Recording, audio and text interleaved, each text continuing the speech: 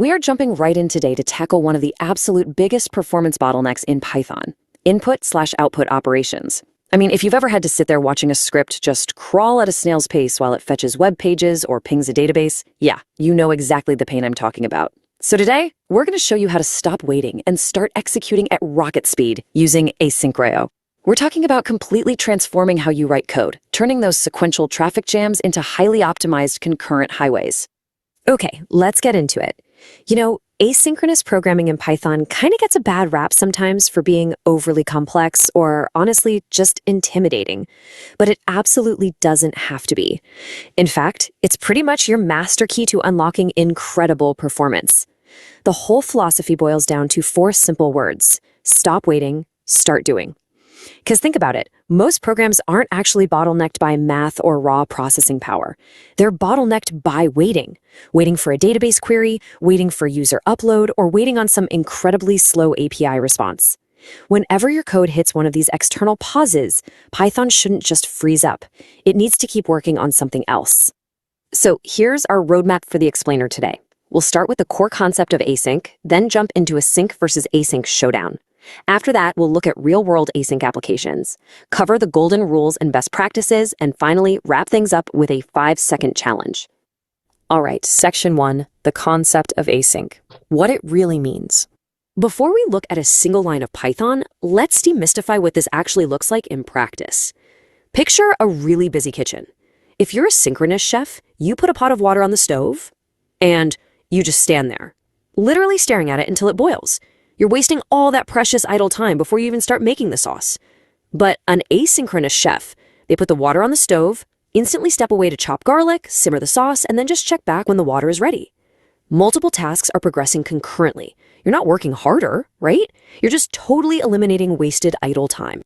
Translating that back to computing, the underlying engine behind stepping away from that boiling pot is something called the event loop. You can think of it like a master juggler. When Python hits a line of code that requires waiting, like fetching data from that slow API we mentioned, the event loop doesn't just let your program freeze. Instead, it smartly and instantly redirects the processor's attention to other tasks that are actually ready to run, seamlessly swapping the context right there behind the scenes. But here's a really crucial point. We have to understand what async is not. Async programming is absolutely not multi-threading. You aren't spinning up 4 different processors to do 4 things at the exact same microsecond. That's parallelism. Async runs entirely on a single processor core. It just manages the schedule of tasks so incredibly intelligently that it feels like things are happening at the exact same time. So remember, it's concurrency, not parallelism. So how do we actually write this? Well, we use 2 really simple building blocks. First, just slapping the word async in front of a function definition transforms it into a coroutine. That's basically a special type of function that has the superpower to pause and resume its own execution. But the real magic? That's the second keyword, await. When you await something, you are explicitly yielding control back to that master juggler, the event loop. You're essentially telling Python, hey, this might take a minute, go do other things, and come back when this is done. Moving on to section 2, the sync versus async showdown. Putting it to the test. Now that we've got the basic syntax and the philosophy down, let's look at the actual real-world performance.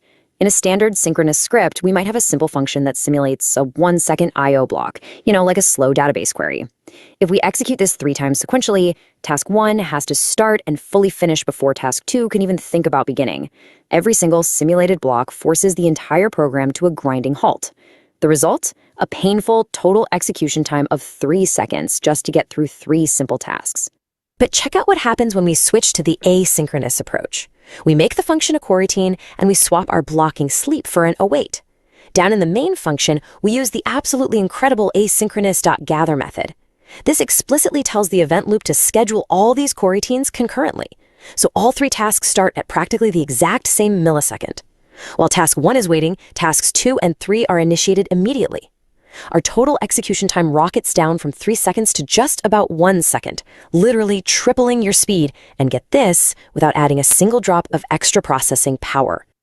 Let's jump into section 3, real-world async applications. Async in production. Let's see how this scales from a simple code showdown into actual real-world architecture. Imagine you're building an e-commerce API. To load a product page, you need three things: the product details, which takes maybe 2 seconds to fetch, the reviews, which takes 1.5 seconds, and the stock status, which takes half a second. If you fetch these synchronously, your poor user is sitting there waiting 4 full seconds for the page to load. But by using async.gather, we fire off all 3 network requests simultaneously. Boom! The total wait time instantly drops to the speed of your single slowest request. Just 2 seconds. I mean, that is a massive win for your user experience and your server load. And it gets better, because beyond just gathering data faster, async is absolutely vital for background processes. Using a fire and forget approach with async.create task, you can kick off a coroutine, say sending silent analytics or logging data to a server, and your main application just immediately continues.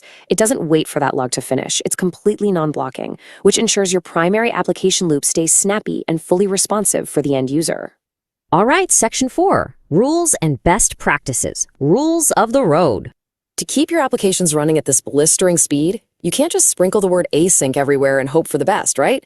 There are a few major pitfalls where developers get tripped up. First, and this is a big one, never use the standard requests library inside an async function. It is entirely synchronous, and it will completely freeze your event loop, totally ruining your concurrency. Always switch to an async native library like AIO-HTTP. Second, remember that async is for waiting, not working. If you have a super heavy CPU workload, like complex math, async isn't going to help you. You need multiprocessing instead. And finally, never use a standard for loop to await tasks one by one. That just reverts your code right back to synchronous speed. Always group them up with async.gather. So, just to summarize this shiny new toolkit of yours, async def defines your coroutine. Await yields control to the event loop. Async.gather unlocks that concurrent speed, and create task runs things silently in the background. If you're doing web scraping, hitting external APIs, running database operations, or building chatbots that handle multiple users, let me tell you, these 4 commands are going to be absolute magic for you. Which brings us to Section 5, the 5-second challenge. Put skills to the test. We've covered the theory, we've seen the incredible speed gains, and we've mapped out the syntax and rules. Now it's time to put your new skills to the ultimate test. Connecting back to our very first kitchen metaphor, I have a highly practical coding challenge for you.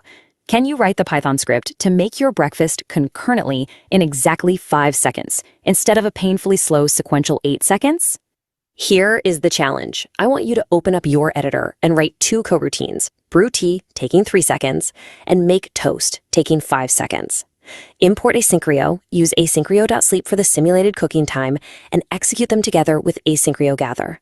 Prove to yourself that you can reclaim those 3 seconds of processing time. And honestly, once you do, take a hard look at your current projects. Where are your scripts just silently waiting when they could be doing? It's time to stop waiting, start doing, and unlock the true potential of your code.